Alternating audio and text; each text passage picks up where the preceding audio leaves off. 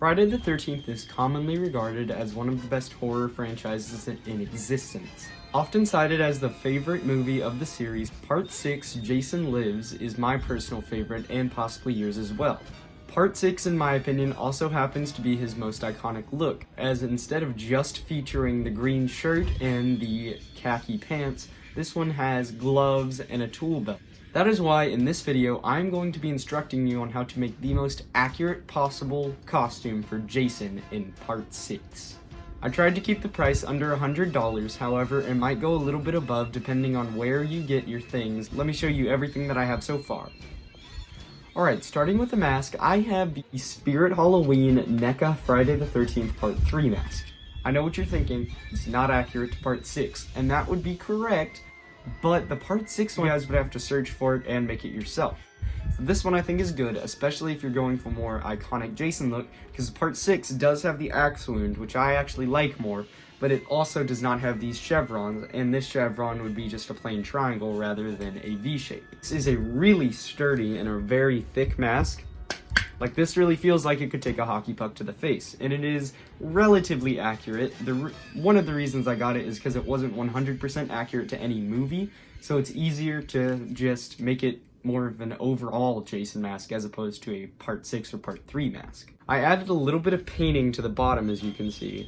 It's a little bit of brown, as well as some to the eye holes, because I thought that it made it look a little bit more weathered, because, you know, it is supposed to be more Part 6, and Jason is a zombie in Part 6, so his mask is of course going to be a little weathered. Alright, let's move on to the next thing. Now here we have quite possibly the most underrated part of this costume. It is basically a Spider-Man mask, but it's all black. It's a morph suit mask. This thing works really well if you want your eyes blacked out, and if you're not bald, like I am. I'm not bald, sorry. But yeah, this is, in my opinion, a necessary one, but if you can get a zombie latex mask, I would recommend that so much more, especially for this movie. I just think it looks better, but if you don't have the budget for that, like I was on a shoestring budget for this costume, just trust me, go with this black mask. It is super underrated. Alright, the next thing I'm going to show you guys is this utility belt. I got this on Amazon for about 16 bucks.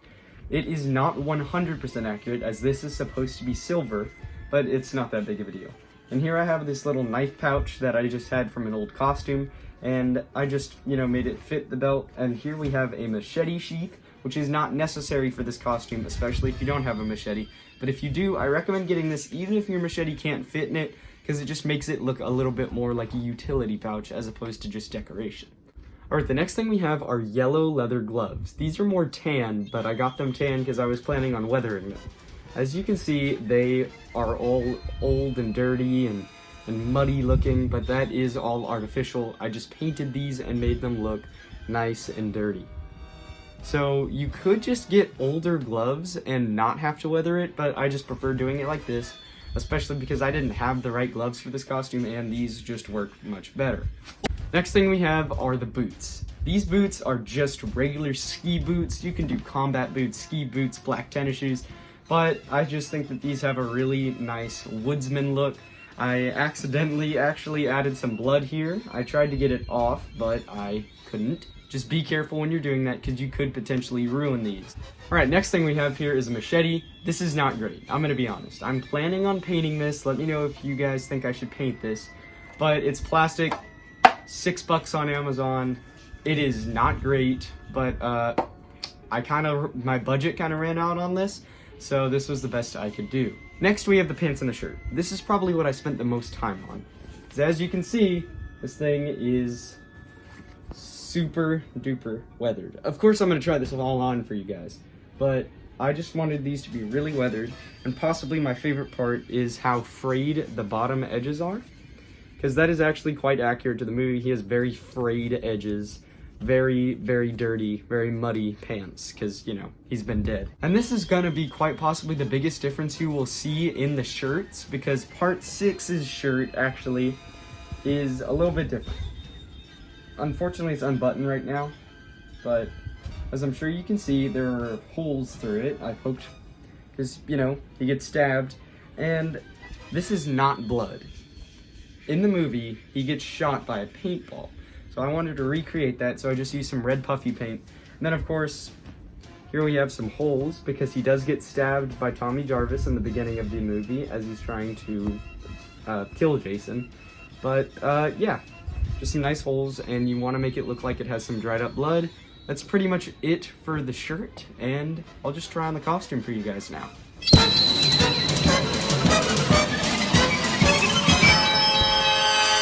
Alright, I hope you guys enjoyed that little montage. Sorry if my voice is a little muffled, but yeah, here's how it looks all on. I think it looks pretty good. As you can see, you cannot see my eyes very well, so that's great. Speaking of, face reveal, 1,000 subscribers. Make sure to like and subscribe. I know I haven't posted in a while. There's reasons, trust me, I'm sorry. But anyway, I think it looks great right now, and I think everything combines really well to make a nice looking costume. Oh, and one more thing. You guys want to know what's coming next? Let me know what you guys think in the comments. Have a nice day, and happy Halloween.